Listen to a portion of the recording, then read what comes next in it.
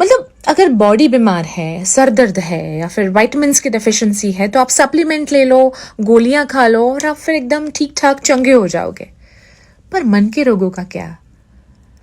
मन के कौन से ऐसे तार है, ऐसी कौन सी चीज है कि सिटी स्कैन में निकल आएगी, एक्सरे मशीन होगा जिसमें पता चल जाएगा कि अच्छा यहाँ पे इश्यू है, ये चीज है, अगर मन का रोग है तो ये सप्लीमेंट लो, ये विटामिन्स लो, आप मेंटली फिट हो जाओगे। पर ऐसा तो कोई मशीन ही नहीं है। साइंस ने इतने सारे इन्वेंशंस किए हैं पर हमें पता ही नहीं है कि एक्चुअली हमारे मन को भी विटामिन्स चाहिए। नहीं लगता आपको ऐसा? विटामिन्स एंड सप्लीमेंट्स अगर शरीर को ठीक कर सकते हैं तो मन को क्यों नहीं? पर ये अलग बात है कि ये जो विटामिन है ये आपको बाजार में नहीं मिलेंगे। हाय, मेरा नाम जिया है और आप मेरे साथ ख्यालों वाली खिड़की में हो और आज का टॉपिक ही है विटामिन B12। हमारा जो मन होता है वो सबसे ज्यादा अफेक्ट करता है, हमारी बॉडी बाद में अफेक्ट करती है। हम अपनी जिंदगी से खुश ना हो, इस पैंडेमिक की वजह से बहुत सारी चीजों में बदलाव आया है, लाइफ पहले जैसी नहीं रही है, चाहे फाइनेंशियल स्ट्रेस हो, रिलेशनशिप का स्ट्रेस हो, ऐसी बहुत सारी चीजों का मिक्स हो जाना भी दिमाग को और मन को काफी चोट पहुंचाता है। सो सबसे ज्यादा अफेक्ट हम कहाँ करते हैं? रिश्तों में, जिंदगी में। जो चाहा वो ना मिला, जो एक्सपेक्ट किया था उस हिसाब से हुआ नहीं। जो रिश्ते होते हैं ना, ये हमारे मन को सबसे ज्यादा, हमारे मन पे इम्पैक्ट छोड़ जाते हैं। सुख का कारण भी वो होते हैं और दुख की वजह भी ये हमारा मन ही होता है। और वैसे भी मैं मानती हूँ कि आजकल रिश्तों में ना न्यूट्रिशन की बहुत जरूरत है। मतलब अगर आप टाइम टाइम पे अपने मन को न्यूट्रिशन देते रहे तो आपके आसपास सब कुछ ठीक हो सकता है। Simple.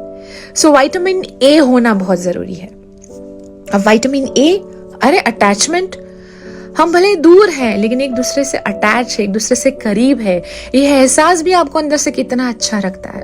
So vitamin A is equal to attachment, जो आपकी दोस्ती, आपके रिलेशनशिप को फिर एक बार अपलिफ्ट करता है। और विटामिन ए को विटामिन बी का अगर सपोर्ट मिल जाए तो रिलेशनशिप बहुत ज्यादा रिफ्रेश हो जाता है। विटामिन बी, अरे उसमें तो बहुत सारे टाइप्स है ना, B3, B5, B12। बिल्कुल वैसे ही विटामिन बी यानी कि बॉन्डिंग।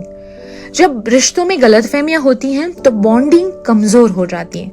सो गलतफहमियों के वायरस से लड़ने के लिए विटामिन बी बहुत अच्छा काम करता है, क्योंकि रिश्ता सिर्फ टेम्पररी नहीं होता, वो याद बन के आगे संभालने के लिए भी बहुत काम करता है।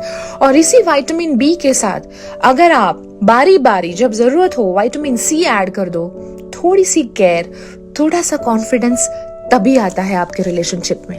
और अगर उसमें साथ हो हफ्ते में एक बार विटामिन डी का, यानी कि डेडिकेशन। इस दुनिया में कोई भी रिश्ता नहीं है जो बिना डेडिकेशन आगे बढ़े। दुनिया में ऐसा कोई काम नहीं है कि बिना डेडिकेशन हो पाए। और ये तो रिश्ते हमारे मन से जुड़े हुए हैं। सारे विटामिन्स रिश्तों की इम्यूनिटी बढ़ाएंगे। और वैसे भी कहते हैं ना, मम्मी पापा नहीं कहते, साल में एक बार तो बॉडी चेकअप करा दो, और वैसे भी इस पैंडेमिक में तो बहुत जरूरी है।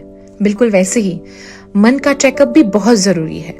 वक्त आने पर ये सारे विटामिन्स हमारे मन को, हमारी जिंदगी के रिश्तों को फिर एक बार जीने लायक बना देते हैं। इनकी इम्यूनिटी बूस्ट हो जाती है। That's why it's very very necessary कि वक्त आने पर vitamin A, B, C, D आप अपनी मर्जी से अपने सप्लीमेंट्स ऐड करते रहिए।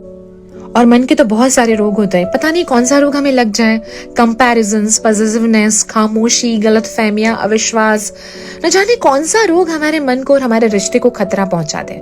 और दुनिया में ऐसा कोई भी इंसान नहीं जो अकेला रहना चाहता हो। सबको अपने मन को अच्छा रखना होता है और हमारा मन बहुत सारा जुड़ा हुआ होता है अपने रिश्तों के साथ, अपनी जिंदगी के साथ। तो बस संभालिए अपने मन को, उसकी देखभाल कीजिए, वरना वो आइसोलेशन मोड पे चला जाएगा। और वैसे भी रिश्तों को न्यूट्रिशन की जरूरत बारी बारी होती है। उन्हें सींचना पड़ता है, उनके साथ ग्रो होना पड़ता है, उनकी देखभाल करनी पड़ती है। इस दुनिया में सबसे डिफिकल्ट अगर कोई मेंटेनेंस मांगता है ना तो वो रिश्ता है। और हर रिश्ते के साथ हमारा मन जुड़ा हुआ है। सो ध्यान रखिए, दूसरों के लिए नहीं, खुद के लिए, अपने लिए, अपने मन के लिए।